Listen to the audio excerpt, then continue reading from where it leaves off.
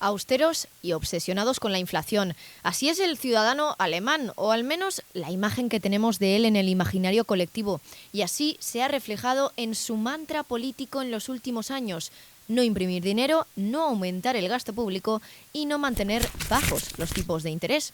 Una austeridad que en cierta medida se explica por uno de los desastrosos fenómenos económicos que sufrió el país hace exactamente un siglo: la hiperinflación de Weimar. Pero esa obsesión alemana con los precios ahora parece más mito que realidad, porque en la campaña de estas elecciones federales la preocupación por la inflación brilla, pero por su ausencia. Apenas aparece en los debates electorales, apenas ocupa titulares en los periódicos. Y mientras tanto, el IPC germano marca récords de los últimos años. En agosto, Alemania registró el mayor incremento de inflación en un cuarto de siglo, un 3,4% de subida.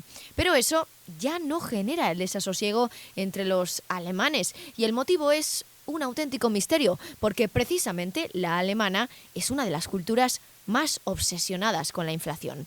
Un miedo que se ha implantado en la conciencia de los ciudadanos alemanes por lo que pasó allí hace 100 años, la hiperinflación de la época Weimar.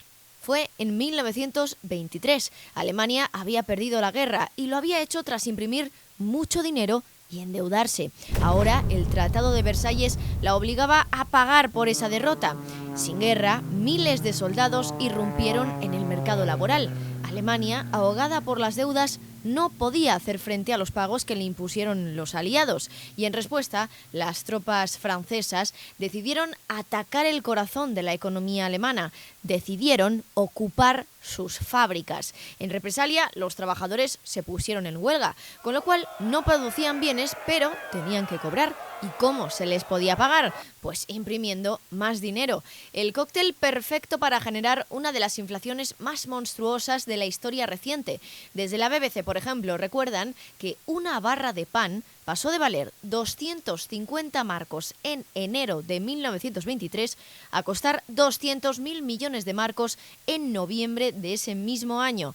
Los trabajadores, de hecho, cobraban 2 veces al día porque los precios subían tan rápido que a la hora de comer su salario ya no valía nada. La hiperinflación de Weimar supuso un trauma en la conciencia alemana, pero ahora, con el incremento del IPC más alto del país en un cuarto de siglo, a los ciudadanos germanos la inflación les da igual en plenas elecciones. Según Google Trends, la palabra inflación se busca en Alemania bastante menos que, por ejemplo, hace 10 años, cuando los alemanes entraron en pánico por una inflación del 2%. Ahora está casi en el 4%, el doble. Entonces, hace 10 años, el miedo era tal que el diario germano Bild, famoso por su posición contra la inflación, entregó a Mario Draghi, entonces presidente del Banco Central Europeo, un casco prusiano. Era una forma de recordarle a Draghi que debía ser igual de disciplinado que los alemanes en el control de la inflación. Es cierto que ahora Christine Lagarde, la nueva presidenta del Banco Central Europeo, tampoco se ha librado de las críticas del diario Bild, pero el periódico no se ha tomado las molestias de enviarle ningún regalo, como sí que hizo a Mario Draghi. Pero hay todavía más. Según el Eurobarómetro de julio de este año, una especie de CIS al estilo europeo realizado por la Unión Europea, el 24% de los alemanes citaba la inflación como uno de los problemas más importantes en su país en este momento. Y aunque parece un porcentaje elevado, lo cierto es que de los 27 países encuestados, la mitad de esas naciones están más preocupadas por la inflación que los alemanes.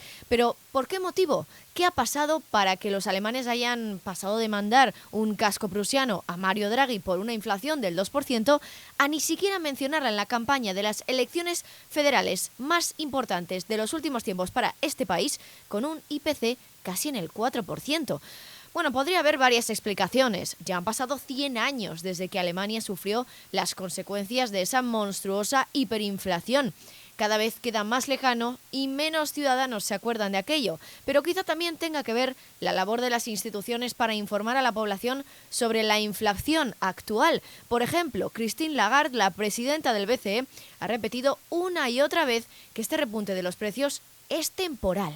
although this increase is expected to be mostly temporary, is expected to be largely temporary. There might be some moderate temporary deviation in either direction of that 2%. Sea cual sea el motivo, lo que parece claro es que este domingo los alemanes no votarán dominados, esta vez por esa histórica obsesión por la inflación.